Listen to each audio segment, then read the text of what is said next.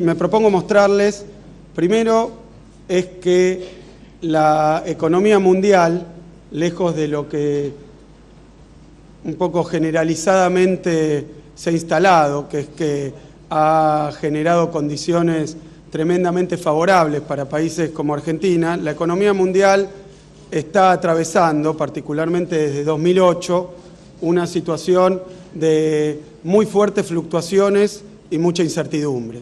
Eso es algo que ocurre y que es un hecho por todos conocido, de forma tal que mi primer punto va a ser cuáles son las perspectivas de la economía argentina, cuáles son los desafíos de la economía argentina para los próximos años, teniendo en cuenta una coyuntura mundial complicada, volátil, fluctuante y realmente sometida a cambios muy fuertes y algunos de ellos repentinos. No tenemos que olvidar cuando hablamos de esto que el gobierno al que pertenezco está desde Néstor Kirchner, desde 2003, a cargo del Poder Ejecutivo, y se habla mucho de que ha tenido una etapa de 10 años de viento de cola.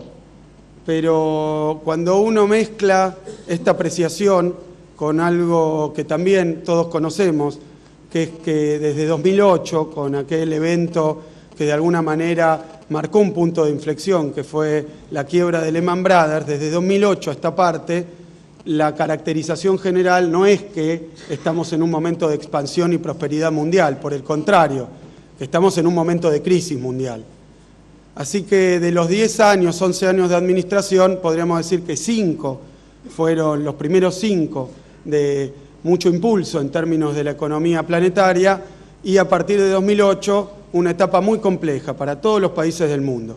Por supuesto que mucho más para aquellos que están ubicados en Europa, sobre todo los eslabones débiles de la economía europea, que están hoy sufriendo una crisis todavía de dimensiones similares a la que nosotros tuvimos en 2001 desde el punto de vista de su catástrofe social.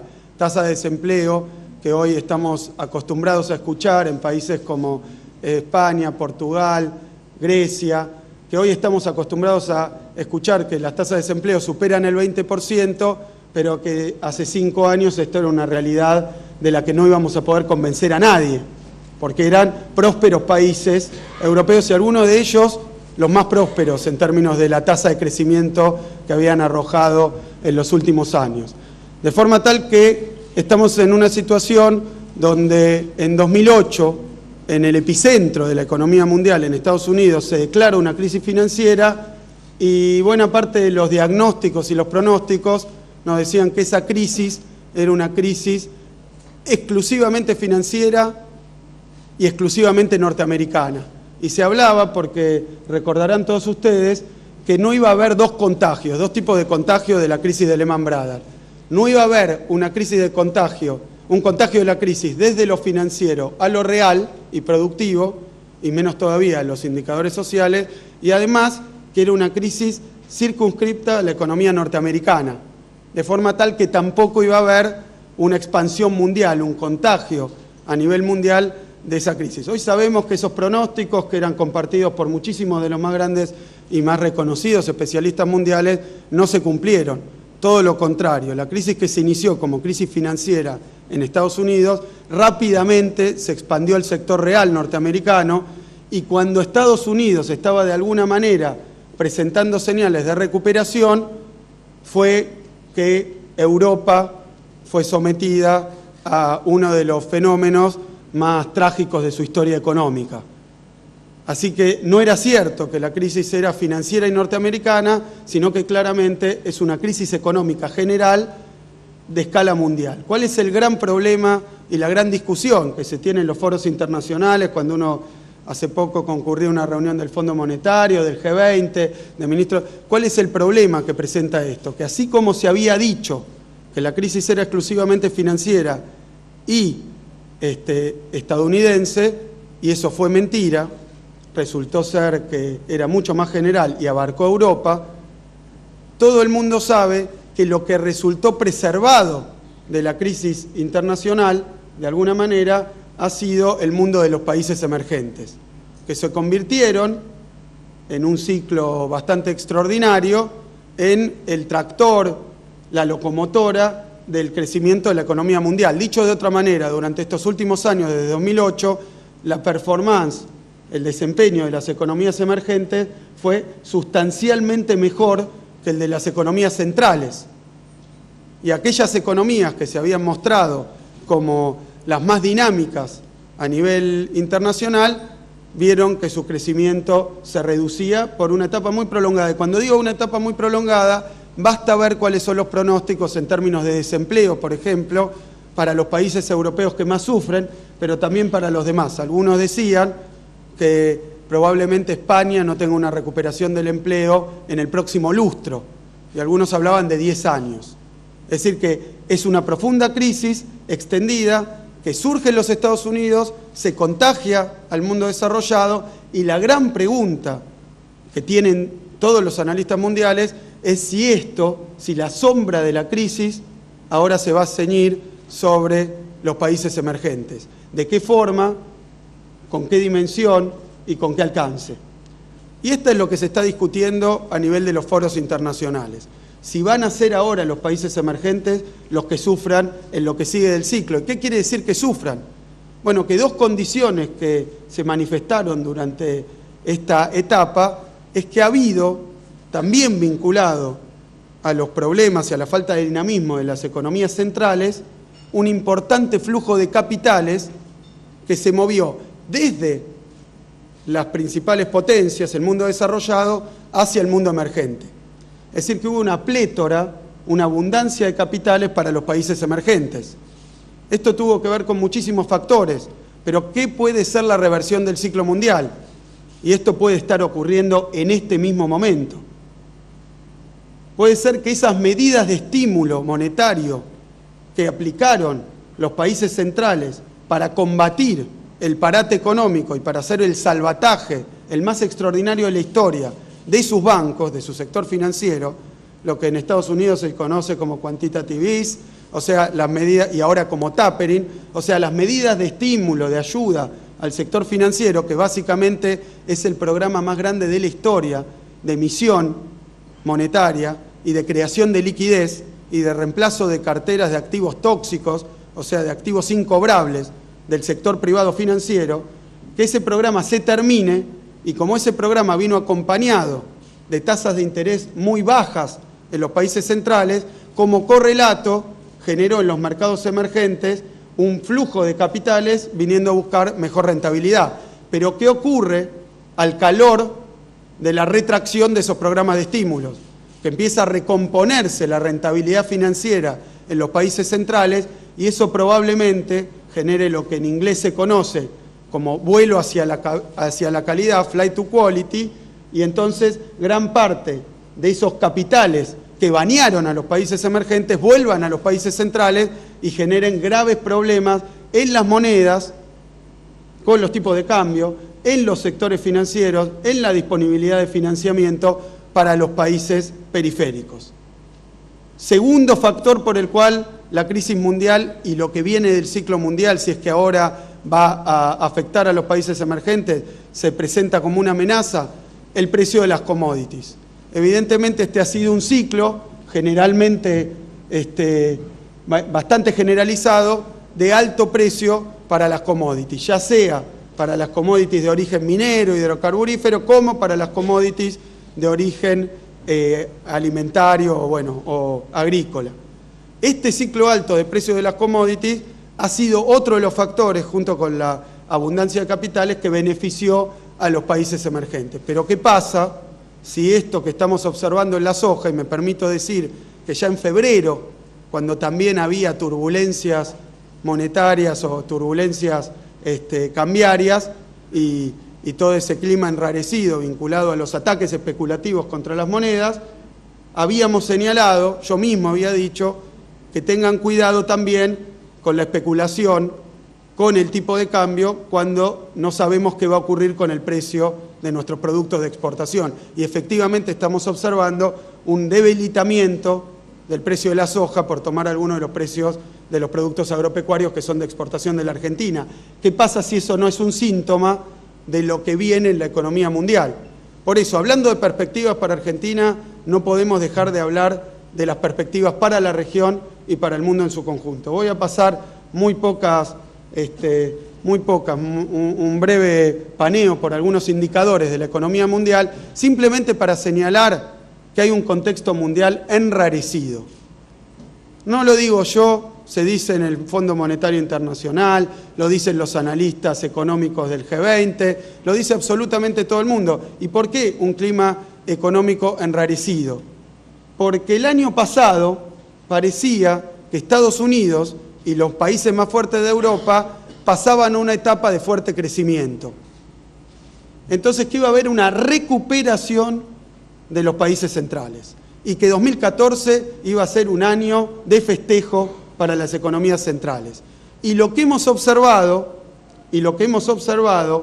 es que lo que ocurre, tomo el promedio, tengo en barrita azul el promedio 2003-2010 y en barrita verde 2013, lo que ocurrió en 2013, y ahora voy a hablar de las perspectivas, tenemos que en general, excepto Estados Unidos, que tuvo una recuperación modesta y que todos dicen, todos la califican de incierta, de dudosa, de cuánto va a durar, y ahora voy a hablar de las perspectivas para 2014, pero que para Brasil, la eurozona, China, Chile, para tomar algunos ejemplos, el 2013 fue un año de débil crecimiento. Es decir, que estamos en un mundo que no ha salido de la crisis y que no ha salido del estancamiento. Y lo peor del caso, que lo que era un hecho en las economías centrales, ahora se empieza a observar también en las economías emergentes, que también se debilitan.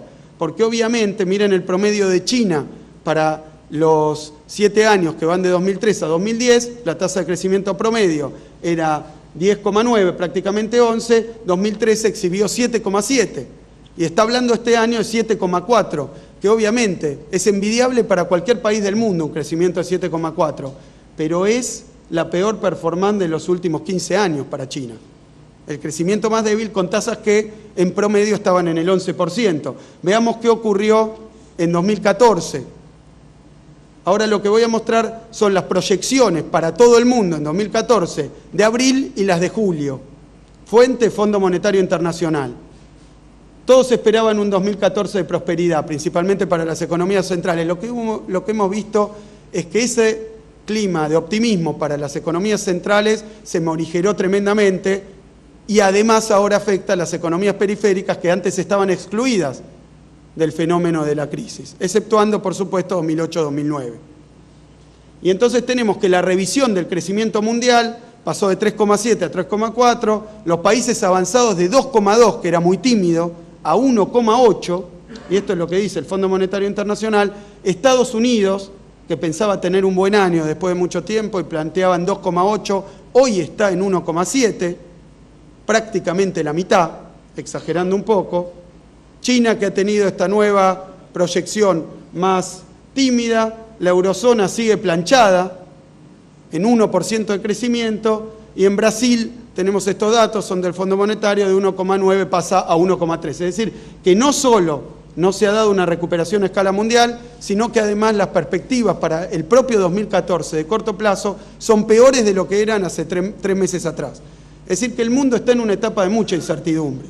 Lo quiero plantear porque si no las cuestiones argentinas, los dilemas argentinos, las posibilidades, las encrucijadas argentinas parece que fueran algo que está, como decimos en el país, adentro de un termo. Y no es así, lo que está pasando en el mundo es un panorama que por lo menos ha traído muchísima preocupación.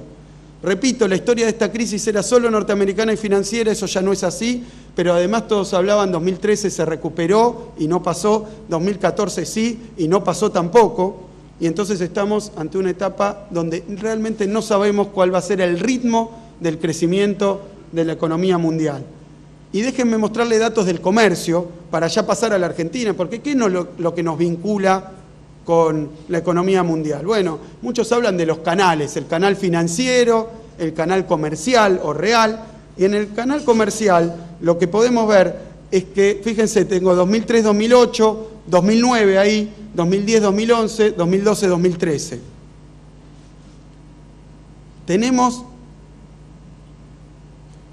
que el comercio mundial venía creciendo en promedio al 7% durante esa fase que va del 2003 al 2008. Y 2009 fue un año fatídico.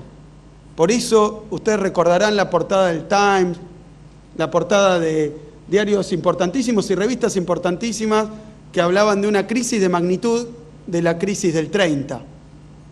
¿Por qué? Porque 2009 fue un año donde el comercio mundial se retrajo en un prácticamente 13%, una caída de la que hay muy poca memoria, prácticamente una interrupción para el comercio mundial tomado en su conjunto. 2010-2011 hubo una recuperación del comercio mundial y de nuevo tenemos 2012-2013 que la economía mundial no arranca y no arranca. ¿Y eso qué tiene que ver para nosotros? Bueno, uno de los factores centrales que tenemos como desafío, y lo tenemos este año claramente, es que las exportaciones de Argentina, y como vemos acá, de todo el mundo, no son para nada un factor dinámico. Durante buena parte de estos 10 años, el comercio mundial, la demanda externa, era un factor central que tiraba del crecimiento argentino también, que aportaba al crecimiento argentino.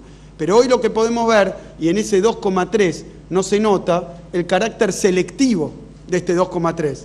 Es decir, hay países, doy un caso, Europa que va a crecer 1,1, según los pronósticos, Estados Unidos que va a crecer, veíamos recién, 1,7, Brasil que va a crecer 1,3, son países que no compran internamente y no compran a sus proveedores mundiales.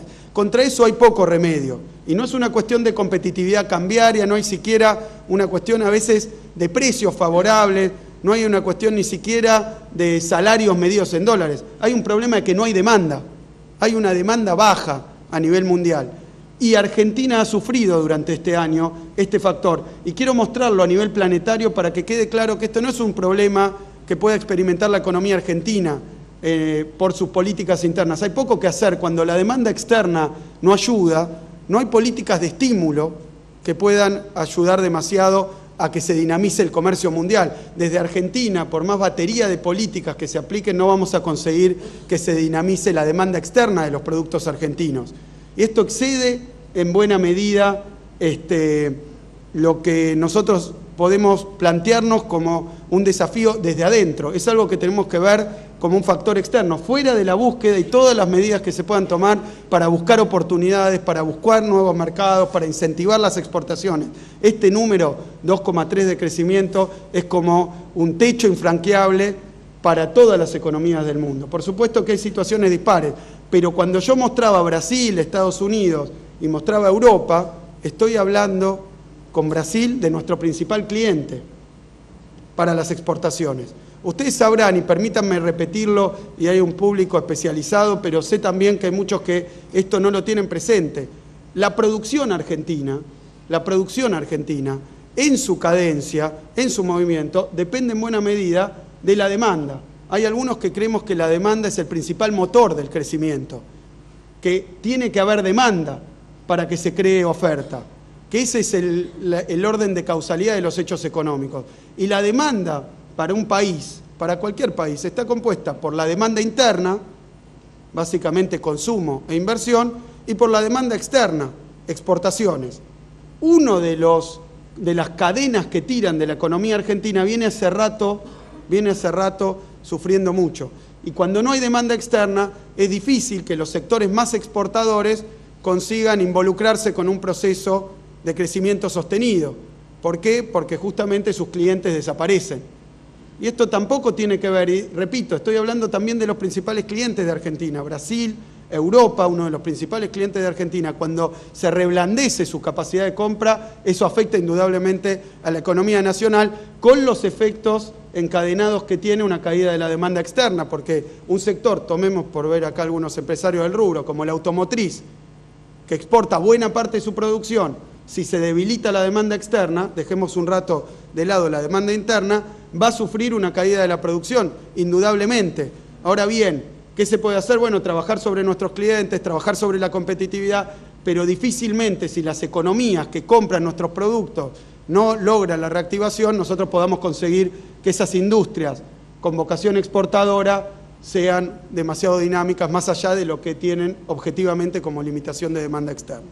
Después está la demanda interna, y ahora vamos a hablar de eso. Últimos puntos sobre el crecimiento mundial y lo que le decía recién de las economías emergentes. Si uno mira los 90 y ve cuáles son las economías que contribuyeron al crecimiento mundial, tiene que de 99 a 2002, el crecimiento mundial se explicó fundamentalmente por el desempeño de las economías avanzadas.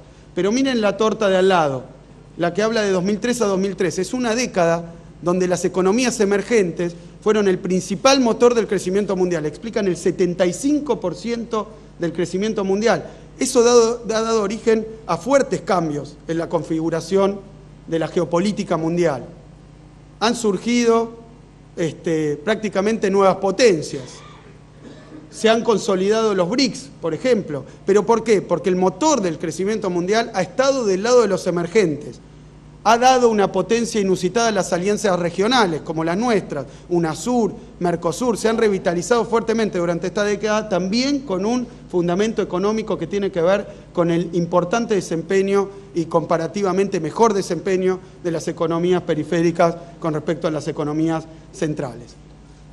Es decir, que hemos tenido una época donde las economías como la nuestra, emergentes, se han mostrado más dinámicas que las economías del centro, particularmente los últimos 5 años, los primeros 5 años de este ciclo. Y déjenme repetirlo, estamos viviendo una crisis mundial, lo sabe todo el mundo. Estamos en el marco de una crisis mundial, por eso la economía arranca, no arranca en los países desarrollados, después en los periféricos. Esta es la discusión que hay en todos los foros mundiales y cómo hacer para blindar a los países, para fortificar a los países y para afrontar esta crisis de la mejor manera posible.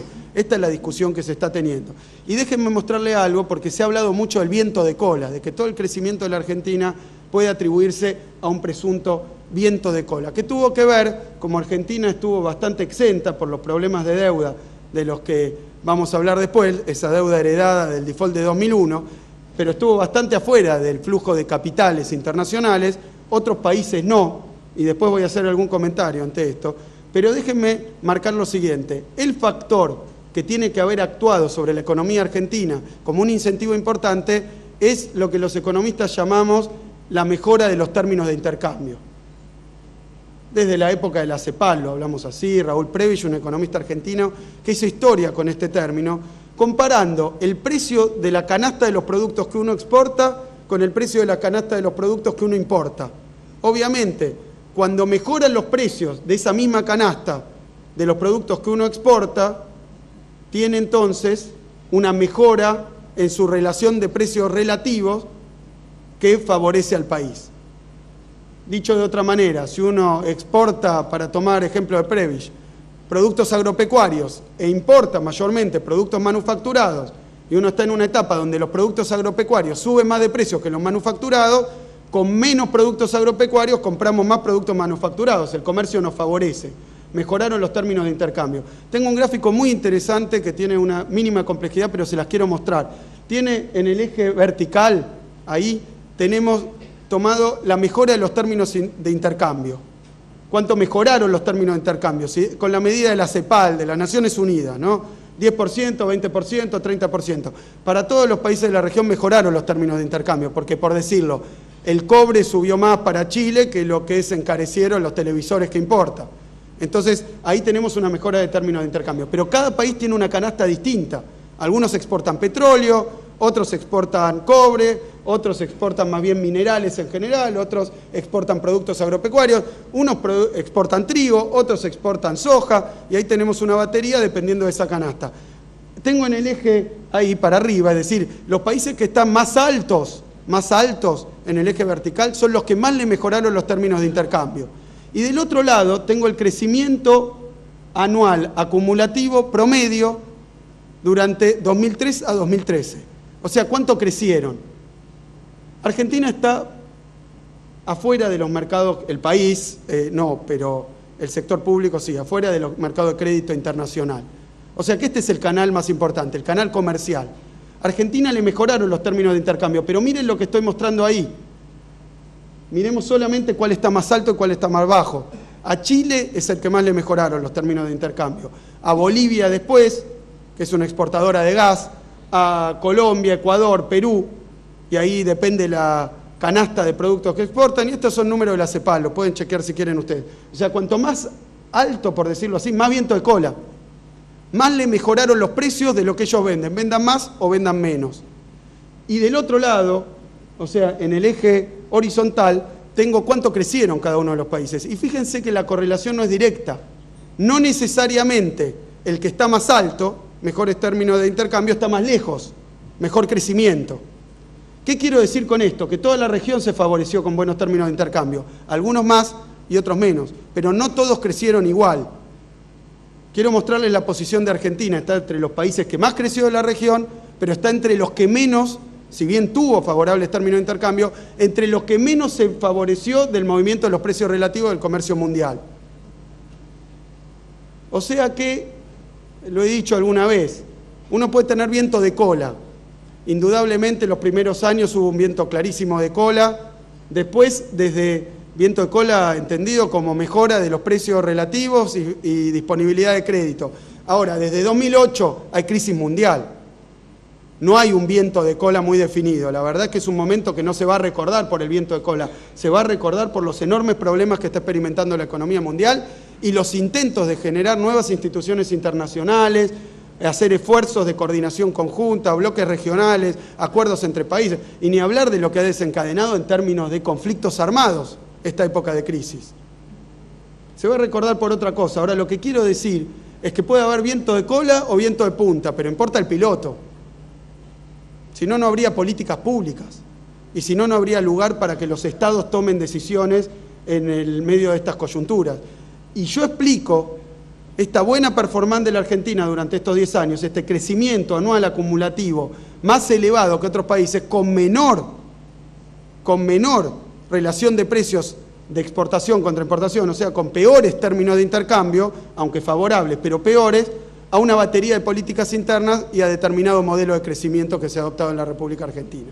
Eso para mí es central porque podemos hablar todos, y yo reconozco que hay buenos precios para los productos argentinos, de exportación argentino, pero hay mucho más que buenos precios y por eso se ha crecido tan fuertemente durante estos años.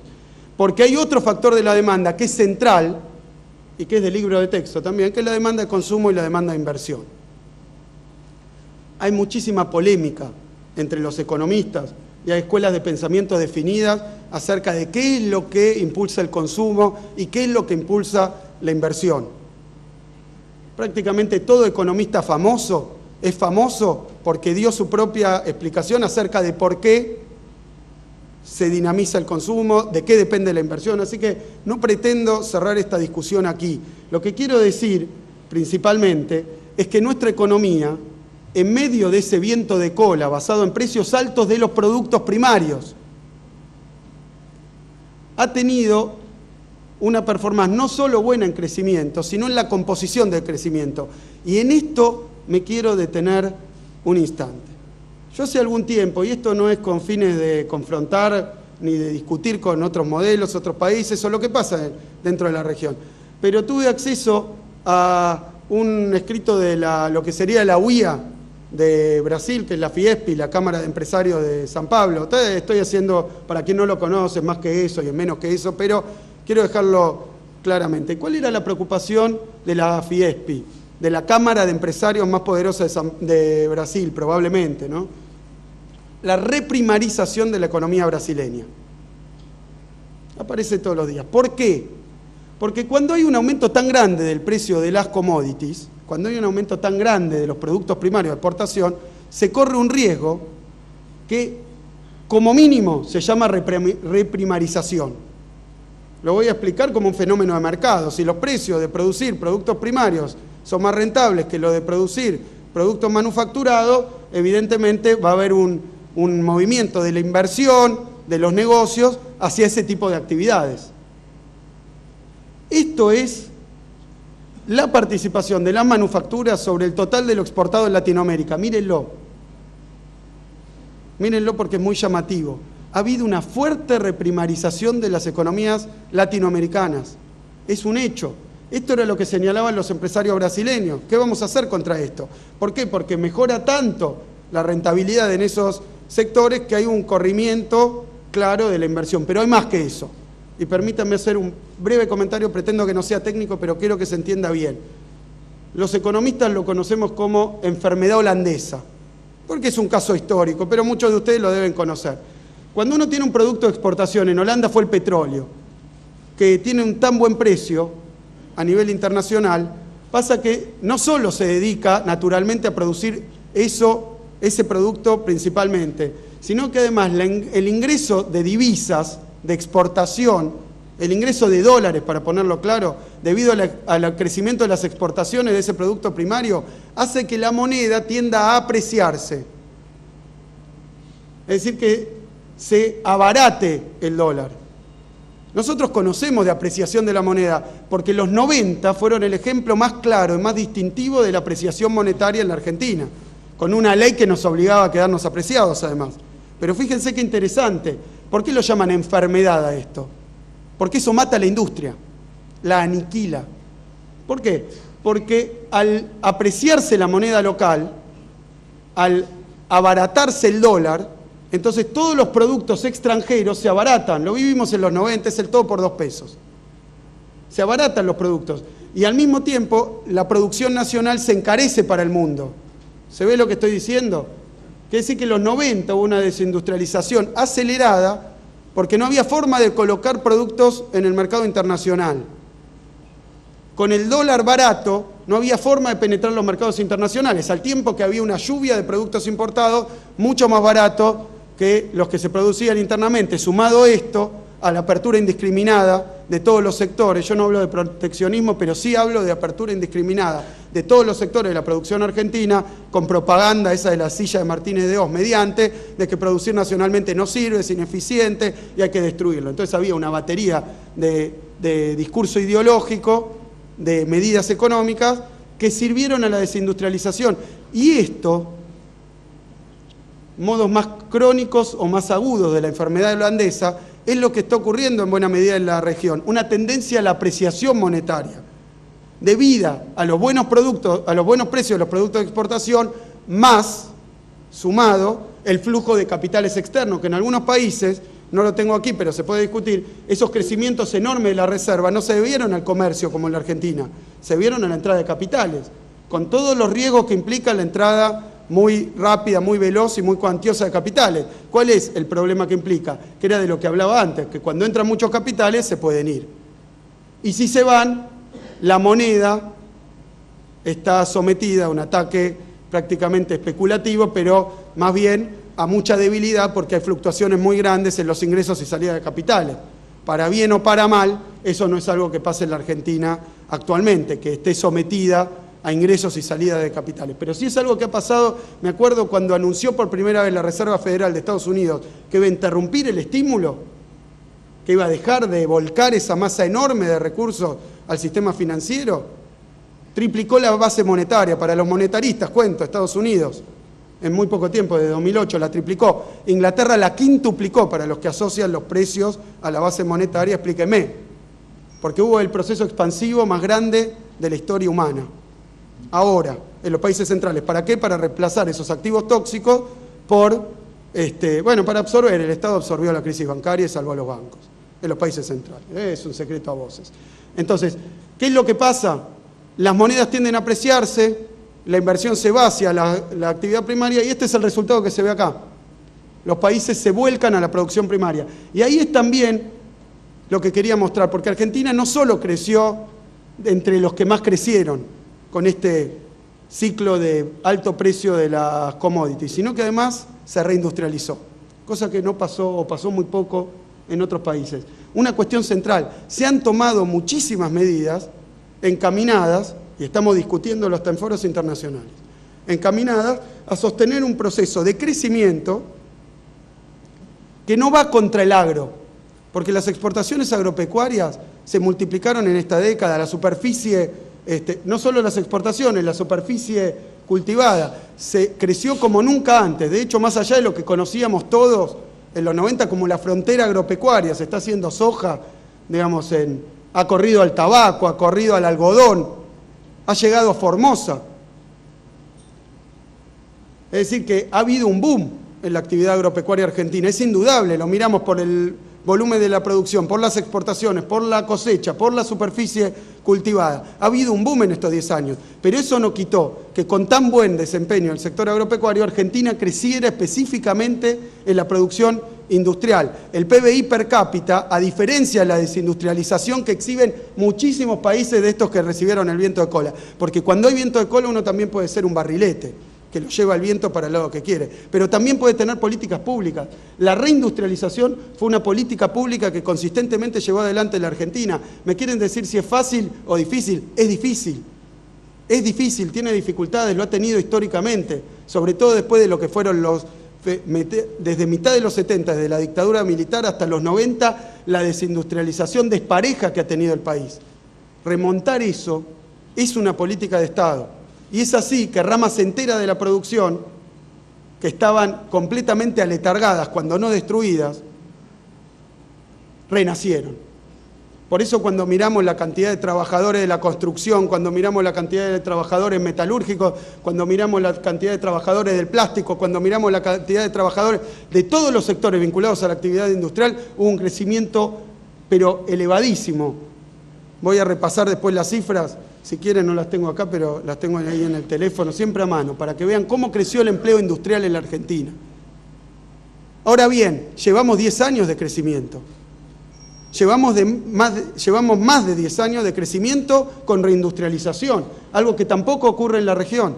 Entonces, ¿cuáles son los desafíos? Y muchísimos desafíos. Si alguien me pregunta, ¿hay desafíos? Muchísimos desafíos. Sostener esto, profundizarlo, reforzarlo, fortificarlo para que ese crecimiento que hemos tenido no sea resultado de determinada política cambiaria, no sea resultado de políticas de cuidado, para no hablar de protección comercial, administración de comercio, para que los sectores puedan, porque es nuestro objetivo, exponerse a la demanda y a la competencia mundial y ganar. Pero todo eso requiere ingentes cantidades de inversión en sectores industriales que en los 90 habían dejado de existir. Recuerdo ahora la industria del juguete, la industria del plástico, la industria textil argentina. No existían. Por eso yo digo, podemos hablar de los desafíos, podemos hablar de las dificultades, podemos hablar de la coyuntura, pero creo yo que hay un programa permanente vinculado a un modelo, que es un modelo de reindustrialización, no porque ya hemos hecho un sorteo y hemos dicho agro o industria y dijimos, porque esto se planteaba como un dilema, crecimiento industrial o crecimiento agropecuario. Argentina ha demostrado en estos 10 años que crece el agro como nunca y la industria también. Era un falso dilema, era una mentira que nos habían puesto para poner una tensión que, por supuesto, como en todas las economías, puede haber tensiones, puede haber medidas más favorables o menos favorables para determinado sector, pero no es un problema genético de una economía que tiene que ser primaria o que tiene que ser industrial. Y este es el drama histórico de los argentinos. Desde que entramos al comercio mundial, si estábamos destinados a ser un proveedor de materia prima barata para el resto del mundo, o si también podíamos tener empleo industrial, producción industrial de excelencia. Tenemos tecnología, tenemos calidad en nuestra mano de obra, podemos ser un país industrial. Estamos volviendo a hacerlo, pero falta muchísimo.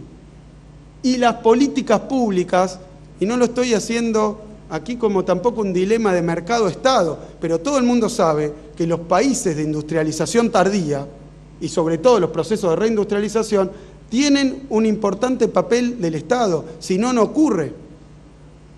Si no, no ocurre. De ninguna manera, y nadie me va a poder demostrar que solo el Estado solo sin los privados va a ser la solución para la Argentina. Nadie habla de eso. Pero esto que hablo del piloto, de darle una dirección al proceso de crecimiento en cada una de las coyunturas, esto de que cuando el mundo cae, tener herramientas para sostener la demanda interna, para sustituir demanda externa, bueno, todo esto es resultado de políticas públicas, por supuesto. No va a ser de otra manera. No son procesos de mercado puro. El mercado actúa hasta que no actúa más. Y ahí tiene que estar el Estado, porque si no, los argentinos estamos solos, sobre todo los más vulnerables. ¿Por qué decimos industrialización o reindustrialización del país? Primero porque Argentina supo ser el país industrial más importante de Latinoamérica en los 40, en los 50, y nos pasaron como locomotor otros países por lo que ocurrió dentro de la Argentina. Ni por el viento de cola, ni por lo que pasaba en el mundo. Porque hubo un proyecto de desindustrializar el país. Y ese proyecto empezó en el 76. Y empezó con 30.000 desaparecidos. Empezó con la destrucción de los sindicatos, el intento de destrucción de los sindicatos, con la intervención de los sindicatos. Y muchos industriales en aquel momento apoyaron porque veían que había problemas de orden social, pero fue un suicidio aquellos que apoyaron, porque la industria argentina terminó pagando ese modelo de desindustrialización. Pero también porque el modelo de un país que tenga producción agropecuaria, pero también industrial, es el único modelo sostenible. Cuando me hablan de sostenibilidad, de sustentabilidad, y me hablan entonces de estabilidad de las variables macroeconómicas, que es lo que la estrecha mirada economicista, yo digo, no puede haber una Argentina menos sostenible y menos sustentable que aquella que tiene 25% de desempleo, 3.000 piquetes en las calles. Eso es lo que pasó en 2001, eso es lo que pasó en 2001, es un clima, es una situación que está dada por la tragedia social, una tragedia social que tenía que ver con tasas de desempleo superiores al 20%, que puede haber desafíos, que puede haber diferentes perspectivas, pero no podemos volver ahí, porque eso es lo que no es sustentable. Y un país que no sostenga políticas de inclusión y crecimiento y de industrialización,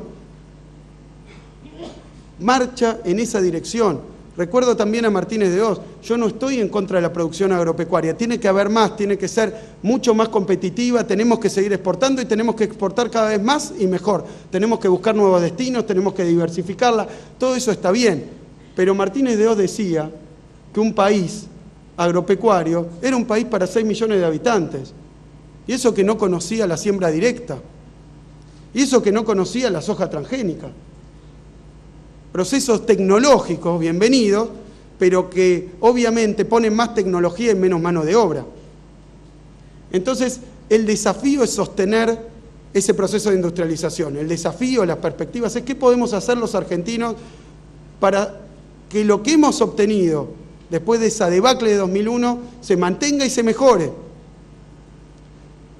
Entiendo que ese modelo de reindustrialización del país, y mírenlo a nivel de las exportaciones, porque uno de los más grandes logros de este gobierno es que en 2003, frente a esas exportaciones de origen industrial de Latinoamérica que cada vez representaban menos, Argentina desde 2003 a 2013 consiguió que sus exportaciones industriales, las exportaciones, lo más difícil, producir para adentro es difícil, pero no tanto, como además exportar.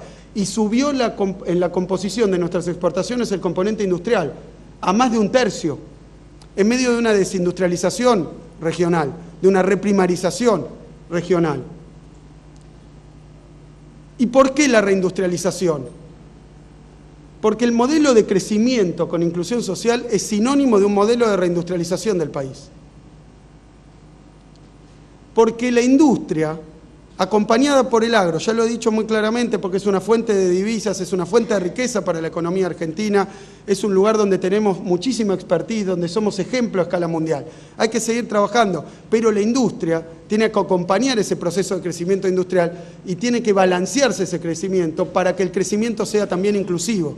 Porque nadie duda que el empleo industrial, el empleo urbano, sindicalizado, es el empleo de mejor calidad, con mejores salarios. Es decir, que el empleo formal es la mejor herramienta de inclusión. Esa caída en la tasa de desempleo es la mejor muestra de la inclusión social, más allá de que falta, y siempre falta. Y hay que tener una batería de programas sociales inclusivos que nos permita acompasar eso para que los que más sufren, mientras seguimos creciendo, mientras seguimos incluyendo en el empleo, no sean los que pagan estos problemas.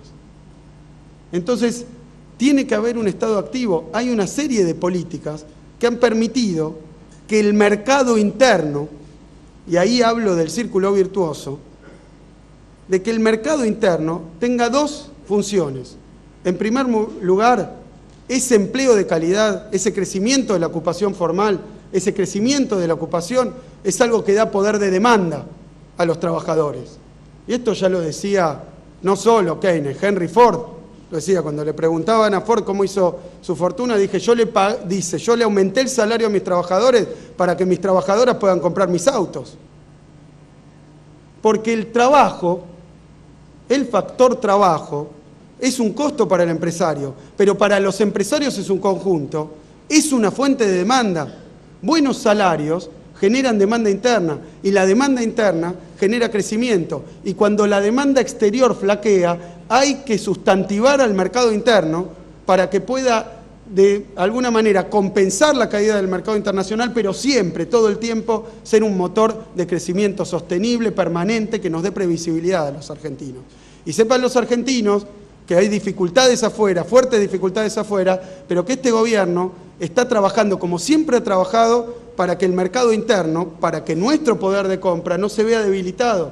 ¿Eso es fácil o es difícil? Pregúntenle a cualquier país del mundo que está experimentando esas dificultades. Pregúntenle a los países del mundo que además están en fortísimos procesos de ajuste por el problema de la deuda. Todos esos países, por ejemplo europeos, que no pueden pagar el próximo vencimiento y entonces lo que hacen es echar empleados públicos, reducir jubilaciones, bajar la educación, bajar el gasto en salud. Nuestro modelo es otro. Nuestro modelo es otro. Y es un modelo que está basado en la exportación, pero también en el crecimiento de la demanda doméstica. ¿Con qué objetivo? Con que muchas de las industrias que abastecen el mercado interno mejoren la competitividad y también puedan salir a exportar. Inviertan más, por eso la importancia de lo privado, la importancia de la inversión privada para nuestro modelo. Por eso, 2010, 2011 fueron los años de mayor porcentaje de inversión contra el producto de la historia argentina, prácticamente, la moderna, digamos. 23% alcanzó la inversión contra el producto, y eso no es un plan de inversión pública, nunca puede llegar a esa magnitud. Ha sido la inversión privada que acompañó. ¿Y por qué acompañó? Porque tuvo buena rentabilidad. Pero obviamente, y déjenme hacer un parrafito sobre la inversión, la cuestión de la inversión privada es que depende en buena medida de las expectativas. Quiere decir que si a todo el mundo nos convence de que todo va mal, va a ir peor, y entonces el dólar ilegal, y tal cosa, y tal otra, ¿pasará o no pasará? Pero es lo que los economistas denominamos profecía autocumplida. Si a todo el mundo lo convencen de que las cosas van a ir mal, entonces no se compra el auto, no se compra la heladera, el empresario no hace la inversión, y capaz no iban a ir mal. Capaz no iban a ir mal. Esta es la paradójica intervención de la psicología y de lo social en una ciencia que a veces parece exacta y fría como es la economía. Si todo el mundo piensa que la cosa va a ir mal, probablemente vaya mal, aunque no haya motivos. ¿Se entiende lo que estoy diciendo? Por eso esas permanentes usinas del mal humor, esas permanentes usinas del pesimismo, que muchas de ellas funcionan hace 10 años y han fracasado, pero que a veces ven la oportunidad. Y no estoy hablando en todos los casos de deshonestidad intelectual, pero estoy hablando de que si tratan de instalar un panorama malo, si los empresarios hablan, incluso he hablado con algunos empresarios, ¿y cómo te va a vos? Bien, sigo vendiendo lo mismo, pero se viene muy mal la cosa. Y eso es lo que dicen, no que le va bien, sino que viene mal. Y ese que viene mal es algo que genera un clima social que tiene un efecto económico porque el consumo se debilita y la inversión se debilita, y no hay duda de esto, no lo voy a negar. Pero ese trabajo permanente sobre las expectativas para generar expectativas desfavorables, la verdad que no ayuda a nadie, particularmente a los empresarios. No hay que vender optimismo cuando no hay razones para el optimismo, pero menos todavía vender pesimismo, inventar pesimismo, porque ese pesimismo lastima a las empresas, lastima a los consumidores, lastima a los argentinos. Y aquellos que hicieron 100 pronósticos y se equivocaron, les pido que los revisen y revisen su marco conceptual, porque se van a equivocar de nuevo probablemente. Entonces lo que quiero decir es, hablemos con ecuanimidad, veamos qué está mal y qué está bien, trabajemos para que esté mejor, pongamos propuestas, pongamos soluciones. Hemos charlado con muchísimos sectores, por no decir todo, de la economía, escuchando y buscando soluciones. Estamos desde un gobierno activo para generar un mercado interno vigoroso, porque es el mercado interno que nos permite crecer y tener inclusión social y reindustrializar la Argentina. Más virtud que eso no puede haber. Y déjenme hablar muy brevemente de 2 desafíos que tenemos para terminar esta intervención. Primer desafío fundamental, la energía. ¿Es un desafío exclusivo de la Argentina? Evidentemente no. Hay muy pocos países que se autoabastezcan energéticamente. Y voy a hablar de la palabra autoabastecimiento porque la hemos usado nosotros, estuvo en mi boca, pero quiero hablar de que una cosa es autoabastecer el país con 25% de desempleo, caída de la producción industrial, excedentes exportables de toda la cosa, y otra cosa es abastecer internamente un país que ha crecido 7% anual acumulativo durante 10 años. Ahora hablamos de la oferta, pero hablemos un poquito de la demanda. Obviamente la exigencia es doble. Un país que crece poco, un país que la gente no se puede comprar el aire acondicionado, que no se puede comprar el auto, entonces no consume nafta, no consume electricidad, que vive en una vivienda precaria, que no tiene acceso a la vivienda. Por supuesto, nuestro desafío no es solo generar una producción de hidrocarburos que nos permita autoabastecernos en importaciones y exportaciones, sino hacerlo con la exigencia de un programa que pretende seguir creciendo durante 10, 20 años.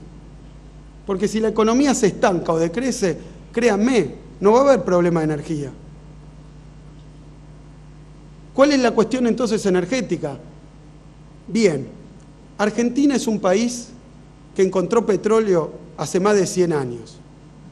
Y buena parte de los mejores yacimientos que todavía tenemos son aquellos que se descubrieron hace prácticamente 100 años. Con una salvedad, un yacimiento de gas enorme, gigantesco, que se llama Loma de la Lata, que se descubrió en los 60, si no me equivoco. Y cuando se descubrió Loma de la Lata, que es un yacimiento que después fue a manos privadas y que lo devastaron, porque no hicieron la más mínima inversión. En petróleo, para que los yacimientos se mantengan produciendo, hay que invertir. No es cuestión de poner la bomba y llevarse el recurso. Y no se invirtió, y nadie me va a poder desmentir, no se puso un peso en los yacimientos argentinos maduros. Y eso no solo hizo que produzcan menos, sino que declinen más. Y además tampoco se hicieron muchas inversiones de riesgo. Muchas sí, pero otras no. Entonces, ¿qué determinó eso? Que el yacimiento Loma de la Lata y otros yacimientos gasíferos estén en fuerte declinación. Imagínense que no hay solución, como me decían a mí cuando me reuní con los técnicos de YPF, la primera vez de esa YPF que había conducido Repsol. Lo que me dijeron es, no hay nada para hacer. La verdad que no hay nada para hacer. Esto es geológico, es natural. Los yacimientos declinan y en un momento se acaban y se extinguen.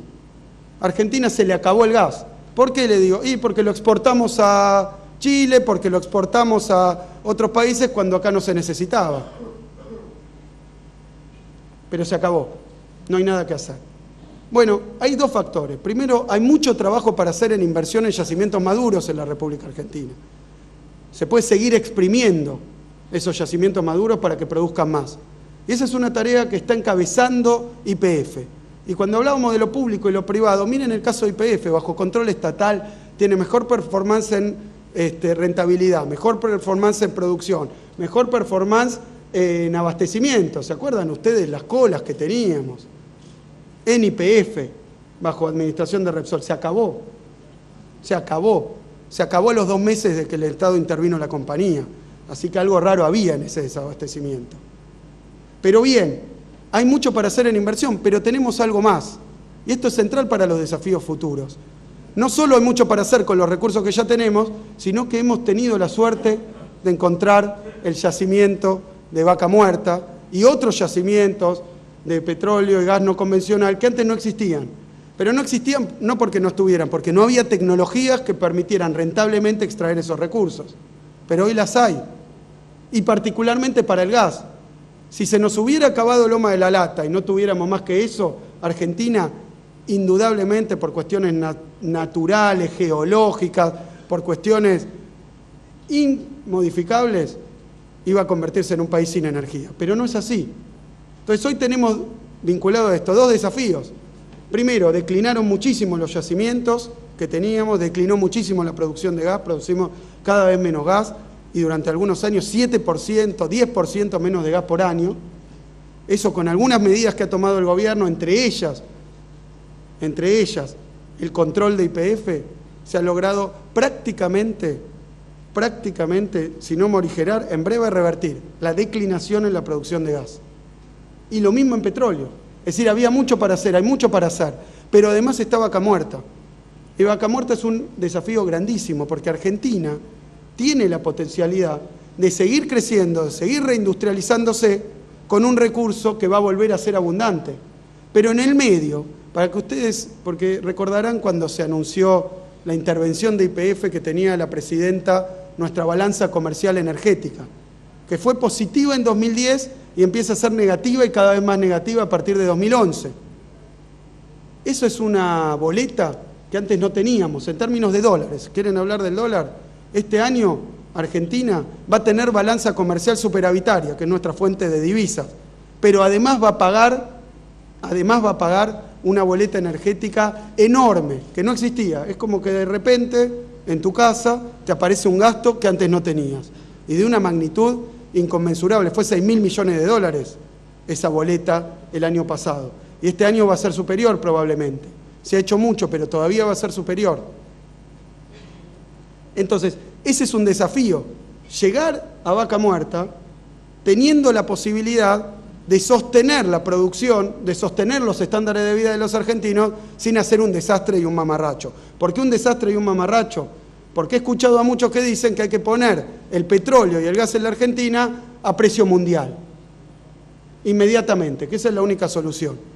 Todos los países que son productores de hidrocarburos con excedente no tienen ni el petróleo ni el gas al precio internacional, porque a su economía interna usan el costo de la energía como un factor de competitividad del país, porque los recursos son del país. Entonces basta ir a cualquier país petrolero para ver cuánto sale un galón de nafta, un litro de nafta. No sale lo mismo que importarlo del exterior. Sería ridículo.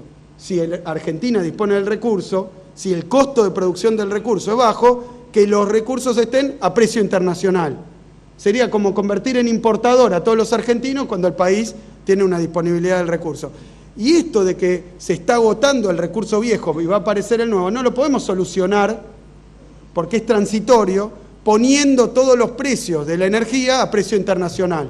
Porque entonces toda la industria que tiene como un resorte de competitividad los precios de la energía, que no son los mismos que los internacionales, todo el consumo, todo el salario real que se basa en unos precios de la energía que son para un país que dispone de energía propia, no podemos de un día para el otro. Para el gobierno parece fácil y sería muy lindo, porque fíjense que, muy lindo digo desde el punto de vista, por ejemplo, de otra preocupación muy grande, que es el déficit fiscal. Porque cuando se habla de subsidios en la Argentina, tenemos que tener en cuenta que cuando empezó a declinar y no alcanzó la energía producida domésticamente, se empezó a importar a cargo del Estado y a vender a un precio competitivo, la diferencia a cargo del Estado. Y eso golpea sobre las cuentas públicas, de la misma forma que golpea sobre las cuentas públicas el esfuerzo de inversión que hay que hacer para volver a autoabastecernos en energía.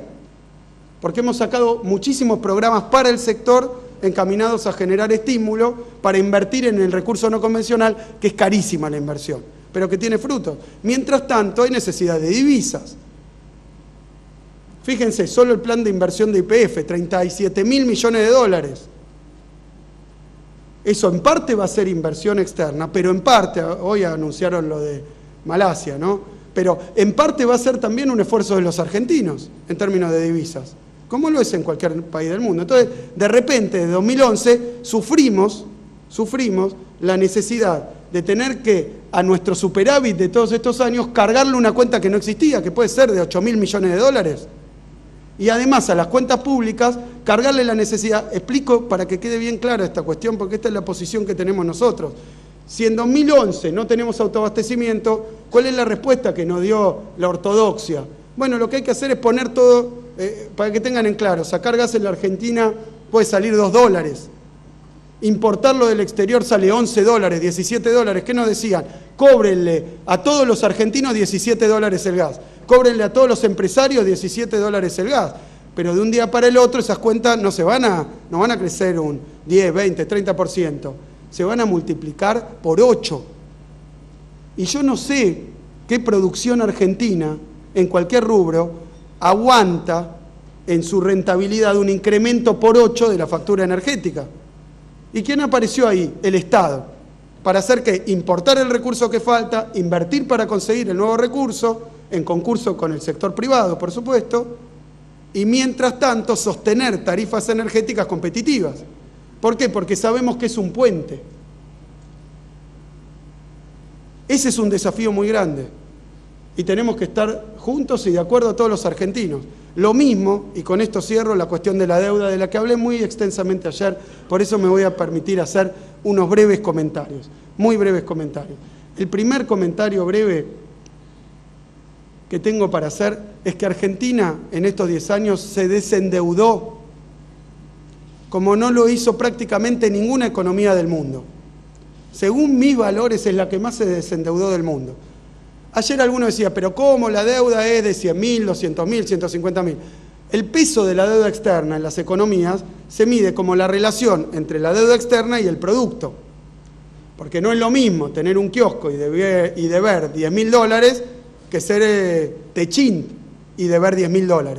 ¿Se entiende? La relación entre deuda y producto es lo que mide internacionalmente el volumen de endeudamiento, el peso de la deuda. Por eso, aunque crezca en términos de dólares, si mientras el producto crece más, el endeudamiento como porcentaje del producto cae. Argentina en 2001 tenía una relación entre deuda y producto de 166%. Hoy tiene una relación entre deuda y producto de 40%. Todo el mundo sabe esto, pero esto se ha hecho con el esfuerzo de los argentinos, con 2 reestructuraciones, que es lo que estamos sosteniendo a capa y espada, para que desde afuera no las volteen, para que un grupo minúsculo no las volteen, porque voltear las reestructuraciones es volver el tiempo atrás, es que la deuda argentina vuelva a ser un 166% del producto. ¿Y esto en qué afecta a la persona, a cualquier persona del país, a la persona común? Es que entonces las cuentas públicas hay que usarlas casi exclusivamente para pagar la deuda externa. Y como igual no alcanza, hay que pedir ayuda. Entonces viene un organismo internacional y te dice, yo te ayudo. Si bajás las jubilaciones, estoy diciendo algo que no conozcamos los argentinos. En Argentina se bajaron 13% las jubilaciones. Y en Argentina faltaba incluir más de 3 millones de jubilados que hemos incluido. Esto no va a seguir así si volvemos a 166% de endeudamiento. No va a seguir así, que no les mientan, que no los engañen. La salida del reendeudamiento es la peor salida, porque ya la vivimos. Entonces tenemos que defender lo que hicimos. E hicimos 2 cosas que no se habían hecho antes. Negociar la deuda con mano inquebrantable, como tuvo el presidente Kirchner, y consiguió una quita del 67%. Increíble. Y además que voluntariamente la aceptara el 92,6%. Ahora, ¿nos la perdonan? No sé. El sector financiero no ha cobrado más comisiones de la Argentina, no ha tenido más ese festival de bonos que vivió el país durante años, emitiendo y emitiendo. Entonces, bien, hay poderes a los que no les gusta este modelo. Pero tenemos que sostener ese desendeudamiento. ¿Cómo lo hicimos? Pagando menos, pero además pagando. Por primera vez en muchos años, pagamos los vencimientos de deuda. No salimos a pedir plata para pagarle a uno y endeudarnos con otro. Pagamos. Y es por eso que hoy la deuda representa un 40% del producto. Pero para terminar, tampoco eso es verdad. Porque esa deuda que estoy hablando, esa deuda pública, que es un 40% del producto, una parte es en pesos y una parte es con el propio Estado. O sea que cuando comparamos ese 166%, que era en su 95% en dólares con privados, lo tenemos que comparar con el 8% que representa hoy la relación entre el Producto Bruto de la Argentina y la deuda en moneda extranjera, en dólares, con privados. O sea, Argentina se desendeudó. Un desafío nuestro es que eso no se caiga, que eso se profundice, que eso nos dé más libertad a los argentinos para determinar nuestras propias políticas económicas, nuestra propia dirección, nuestro propio destino y, por tanto, sigamos sosteniendo un modelo que tiene que ser, con todas las dificultades que pueden surgir afuera y adentro, un modelo para todos, un modelo de inclusión social, un modelo de crecimiento. Muchísimas gracias.